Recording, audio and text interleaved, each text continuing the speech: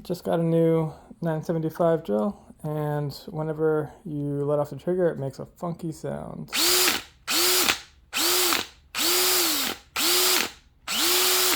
Kind of sounds like the hammer drill thing almost kicks in some way, but it's not on hammer drill. It doesn't matter what setting you're on. You can actually feel the impacts through the drill too, so something's kind of clacking. And I'm curious if it's normal. Upgrading from older model, much less powerful, but clearly doesn't make those kind of sounds.